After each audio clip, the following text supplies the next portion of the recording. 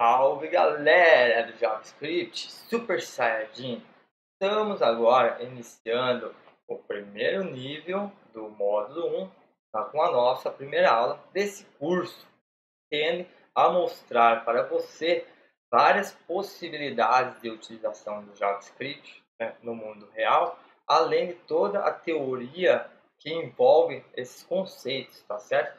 A primeira coisa que você terá que fazer para acompanhar essas aulas será instalar o Node.js, caso você ainda não o tenha, tá certo? Depois de instalado o Node.js, você precisará executar aqui, chamar o seu terminal, ok? Então crie uma pastinha lá, qualquer pasta, na sua pasta pessoal para esse curso, tá certo? Coloca lá que é a pastinha aula 01, onde você terá que executar o comando Node para que possamos entrar no nosso console, né, onde nós podemos executar códigos de JavaScript diretamente pelo terminal, tá certo?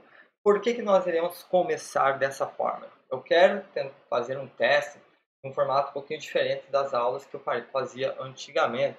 Então, nós vamos diretamente para a prática e eu vou explicando as teorias necessárias durante esse processo de implementação concreta desses conceitos, tá certo?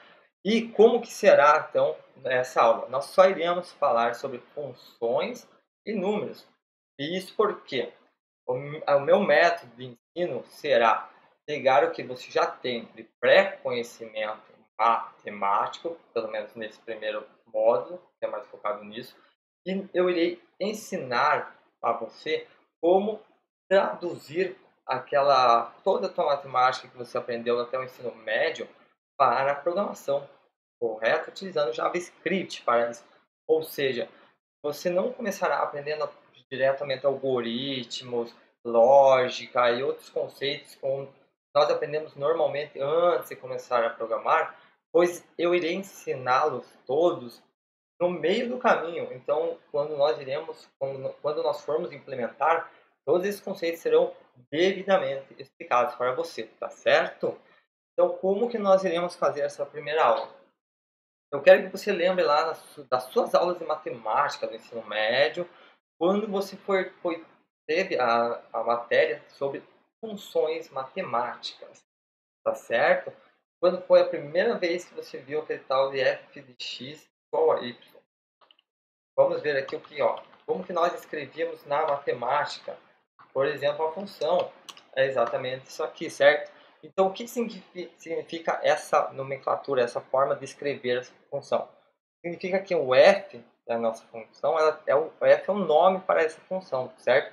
Pois a função em si, ela é denotada, você sabe que algo é uma função quando ela possui esses parênteses aqui, ó, tá certo? Então, sempre quando você vê qualquer nome, qualquer palavra ou letra e depois vir o parênteses aberto fechado, você sabe que vai ser uma função. E essa função ela pode ter um parâmetro ou mais de um parâmetro, por exemplo, tá certo?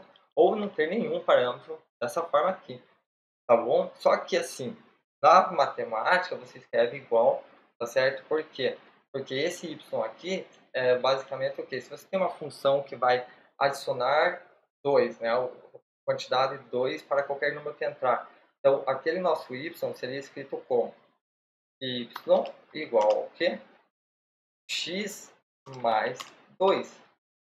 Tá certo? Por quê? Porque aquele x vai vir lá pelo aquele parênteses nosso da nossa função do f. Então, vamos dizer assim, ó, que esse y é isso aqui. Ó. E se eu quiser criar isso como uma função no JavaScript, eu poderia apenas fazer o quê? Ó? Const y, ou vamos colocar aqui f, tá certo? Igual ao que? X mais 2, tá certo? Porém, de onde vem esse valor x? Porque ele é um valor que é uma variável que tem que entrar nessa função do f, né? Como parâmetro, como nós vimos, como eu disse anteriormente. Então, eu preciso fazer o quê? Colocar aqueles parênteses lá que nós vimos anteriormente na matemática. Tá certo? Então, ó, f de x, tá certo? Como que eu vou fazer o igual na nossa função aqui no JavaScript? Dessa forma, nós vamos ver inicialmente assim, ó. Então, para eu criar uma função, o f no JavaScript, eu dou um nome para ela. Então, f igual a passando parâmetros, então eu tenho que definir quais são os parâmetros. Eu sempre vou ter que definir se eu tenho ou não parâmetros para essa função, como poderia não ter parâmetros, tá certo? Então eu tenho meu parâmetro x, e eu vou fazer o quê? Eu vou falar que o resultado dessa função será o x mais 2, tá certo? Então olha só que legal. Então nós vamos transformar aquele f de x igual a y, que no caso y é x mais 2, de matemática, no JavaScript. Então aqui, ó, quando eu criei essa função f, tá certo? Ó, tá vendo? Como que eu posso utilizá-la então? Eu só preciso chamar o nome dela, então f, e eu vou passar o valor que eu desejo para o x dentro dos parênteses. Então f2, vamos ver, 4. Você viu que simples? E por que que então eu precisei utilizar essa declaração de const aqui, ó?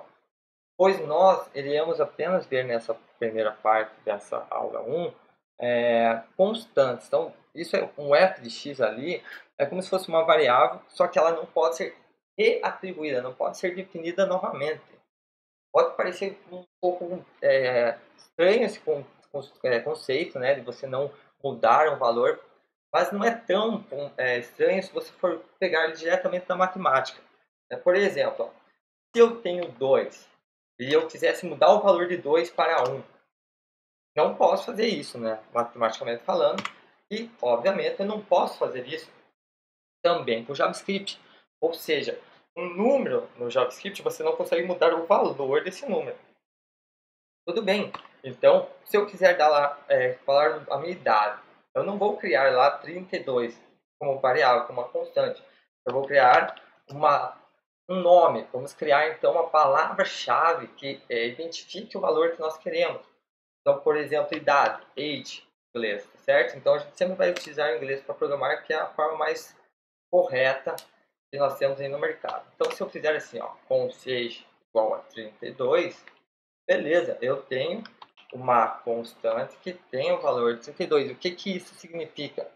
O JavaScript guardou esse valor de 32 em um endereço de memória, onde quando eu acessar essa palavra-chave age, ele vai buscar nesse endereço de memória e vai pegar esse valor. E se eu quiser reatribuir, então, ou seja, eu próximo ano fiz aniversário, eu quero mudar minha idade para 33. Age igual a 33, opa, 33, não posso também. Por quê? Porque ele está tentando redefinir, redeclarar o valor dessa idade. Tá? E o que acontece quando você tenta redeclarar? Isso aí ele não vai mudar apenas esse nosso valor, ele vai querer mudar o nosso endereço onde vai ser buscado isso. Tá certo? Então, por isso que nós vamos usar const para que nós não mudemos nossos valores já pré-definidos. Ok? Porque nós iremos trabalhar com dados imutáveis durante esse nosso curso. Mas, óbvio, se eu quisesse criar, por exemplo, um contador que eu tenho que mudar o meu valor, então nós iremos utilizar uma outra declaração, que não é de constante. E essa declaração é o tal do let. Então, olha só, let. Eu vou colocar um underline aqui para não dar problema com a constante. Por quê? Porque eu não posso declarar essa constante com o mesmo nome. Olha só. Tá certo? Então ele está me dizendo que já foi identificador age, já foi declarado. Então você não pode redeclará-lo. Então vamos dizer assim que é underline age igual a 33, tá? 32 no caso.